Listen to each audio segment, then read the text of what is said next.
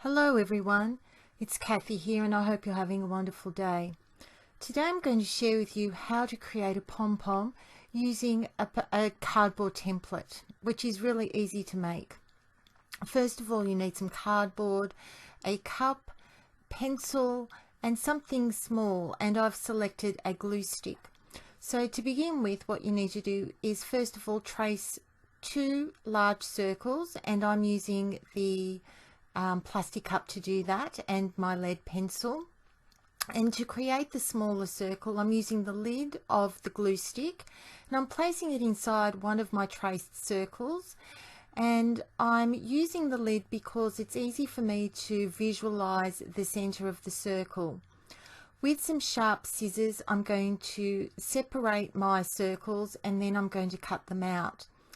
The secret of success for creating the template and also for creating the pom-poms are really sharp scissors.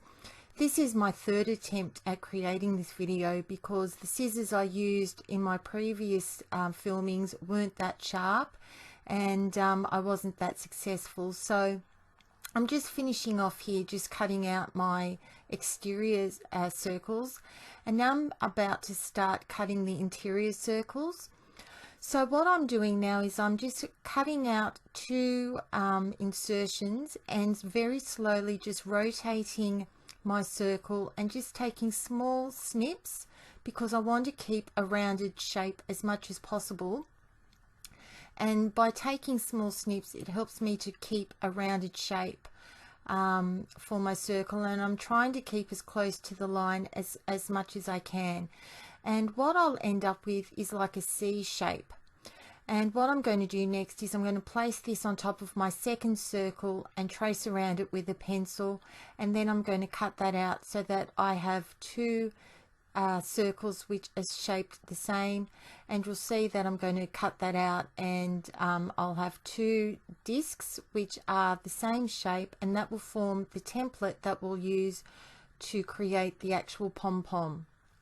So next I'm going to select my wool, and the wool that I've got, I'm just unwinding it and I'm just going to unravel a length of wool, and I'm going to use that to tie off at the end. So I'm placing that to one side.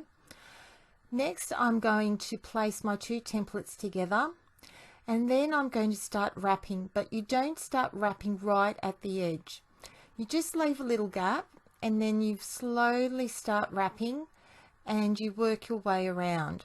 I'm not going to show you the entire process, but what I actually did was I went around the entire first layer, and then I went back and I did this about maybe 6 times just so that I could get a decent length. I flipped it around at one point, and you can see that because it just made it easier for me to grip and to continue wrapping. So now you can see that it's getting a little bit thicker, and I found that the thicker it got, the puffier my pom-pom became. So I'm getting close to the end now, and I'm just going to snip off my wool because I think I've got enough wool wrapped around my pom-pom template, and I'm just going to tuck that in because I'm ready to start snipping. You'll see that there's a bit of a gap in between. Well, there isn't a gap, but there will be a gap in between. And what we're going to do is place the sharp scissors. Now this is the key, to have sharp scissors and to start snipping. And I've positioned my finger and thumb so that I can firmly hold the pieces of wool in place. Now I found that it was a little bit awkward to hold, so I kept readjusting my fingers and thumb just so that I had a firm hold.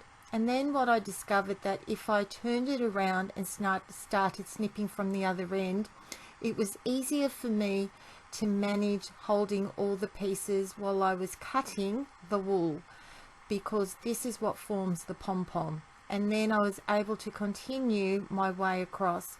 So I'm using the cardboard to guide me as I'm cutting apart the strands of wool. Now I'm getting that first piece of wool and I'm sliding it in between the two discs, which was the template that we cut.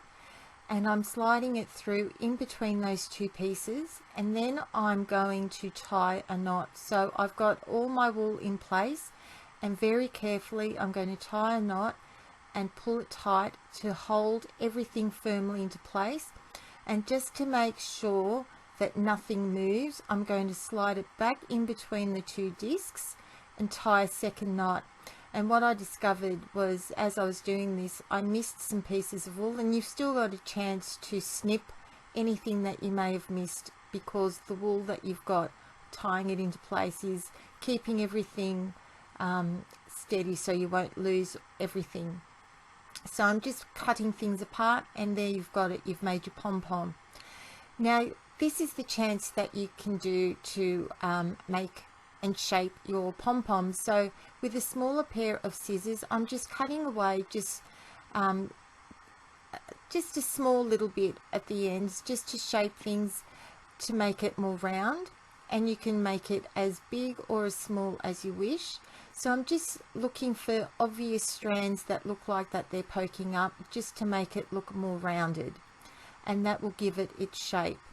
You can make it as big and as you wish, or small and fluffy if you want, but I'm just giving it a light trim and rotating it around, and just having a look and a check as I do so, trying not to trim too much and giving it a shake and just fluffing it up as I go. And that is how you create a pom-pom and how to use a cardboard template. Thanks so much for stopping by. I hope you make some pom-poms and enjoy the process and have fun making pom-poms. Thanks so much, and have a great day.